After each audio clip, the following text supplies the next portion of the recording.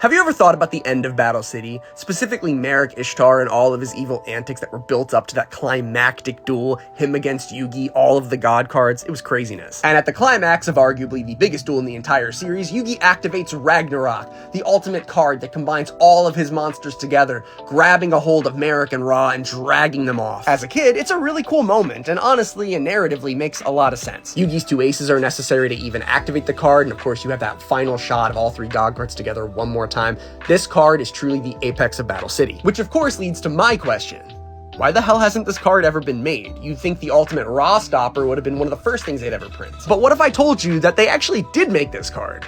Honestly, a little while ago, but just not in the way that you were expecting. This is Dark Burning Magic, a card that you're probably already familiar with. You need both Dark Magicians on the field together, and it creates this ultimate board wipe effect. Between that and the killer artwork at face value, this just comes off as a really nice gimmicky spell card for an old school monster that deserves some sort of buff. Which makes sense, right? Because what is this card really if not a combination of Dark Magic Attack and Dark Burning Attack? Two Dark Magician board wipes that quite literally, when combined together, create Dark Burning Magic. It's pretty cool. But that doesn't exactly answer the question of what this has to do with the end of Ra, and more importantly, how this card is really Ragnarok. And for that, we're gonna have to take a deep dive back into the lore. That's right, we're going deep into the manga, the final Battle City arc, and also my childhood.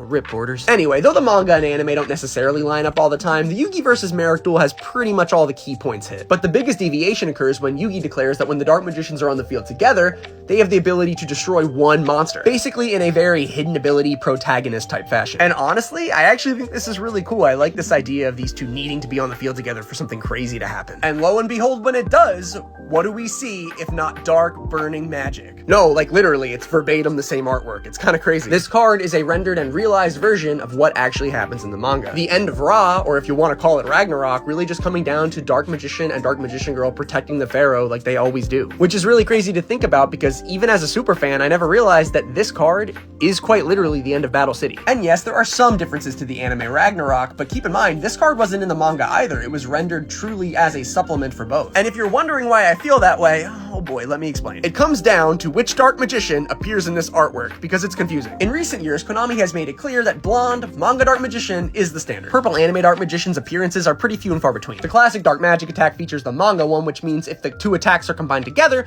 then that's the anime one. Oh, now I'm confused. The actual artwork of this card comes straight from the manga, but when printing it, they used the anime Dark Magician, which, again, they very rarely do. What this creates is this weird multiversal confusion, and frankly, it might just be because Konami doesn't give a shit about the canon. Or, what I would optimistically propose is that this not only represents the end in the manga, but the Ragnarok ending in the anime as well.